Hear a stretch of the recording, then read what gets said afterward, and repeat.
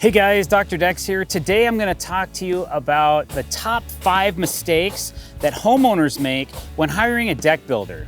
So if you find this video useful, please don't forget to click that subscribe button, hit that bell icon as well. So one thing that homeowners make a mistake on is not checking the contractor's validation, making sure that they're licensed, that they're bonded and insured. And most states have some kind of a regulation that contractors have to adhere to. They have to stay up on their license, their contractor's license. They also have to keep up on their insurance bond in case something bad happens and the homeowner needs to be compensated.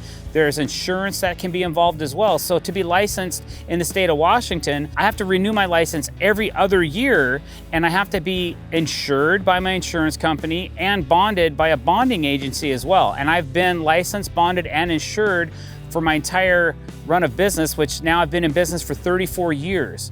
So over the years, I probably have spent over $100,000 in insurance, bonding, and that kind of thing. And that adds to the price of everything I build.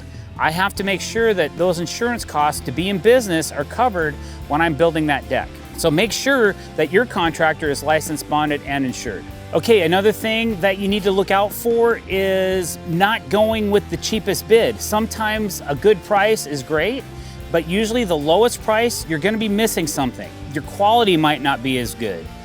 The people that are coming to do the work may not be the person that you're sitting at the kitchen table with before you get a price. You gotta look out for those kind of things, because usually I recommend getting 3 or maybe 4 bids from different reputable companies that have a good reputation on the internet, and that could be through reviews. You could also check with your local state jurisdiction. Most of them have a list of licensed contractors, and if there's any kind of a problem or issue, you can check some of the other services like the Better Business Bureau or Yelp or things like that. I don't always trust Yelp though, because anybody can leave anything on the internet about you on a Google review or Yelp, and sometimes you don't get to have a rebuttal to that and give your side of the story. I have a couple negative reviews on Yelp that I never did any work for these people.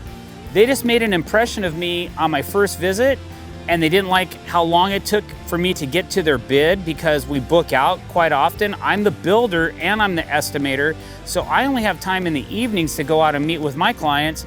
So you can't always go off of a recommendation off of Yelp, because anybody can just go on there and put anything they want and it goes on. Now, obviously, most people that read those things, I talk to them, they go, yeah, I understand you didn't do work for that person. They just had a bad day or something, and they just put something out there that they felt was fair, which in my opinion was or wasn't, you know? So just something to look out for. Choosing the lowest price isn't always gonna be the best value for your deck. Another thing you should be aware of, make sure you're getting a list like of materials. What type of materials are you gonna be using?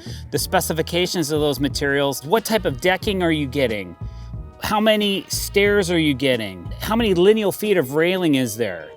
All those descriptive things that you need to know to compare apples with apples. If you get a bid from one company and they say, we're gonna build your deck for $80,000, but they don't describe anything for that price. This is just in the initial estimate. This isn't in a contract. We're gonna talk about that in a minute. But you gotta make sure that you're comparing similar products. Like if I'm giving you a bid for AZEK, a premium PVC product, and somebody else is giving you a bid for a wood product that you can buy at Home Depot, that's not comparable.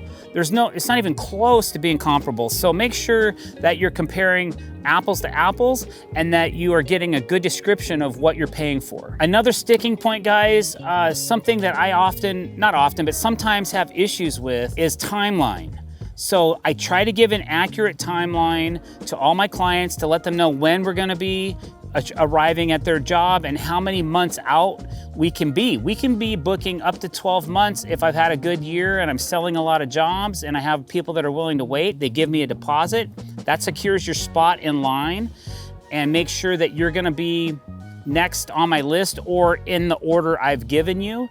And we always try to stick to our timelines as close as possible, within 30 days of them at least. Sometimes on larger projects like the one I'm on right now, the timeline gets blown because you just can't think of everything that has to go into this crazy build. So, but timelines are important. So getting a timeline in writing from your contractor to let them know, hey, you're in breach of our agreement, is a good idea, just so that you have an idea of when you're gonna get that deck built.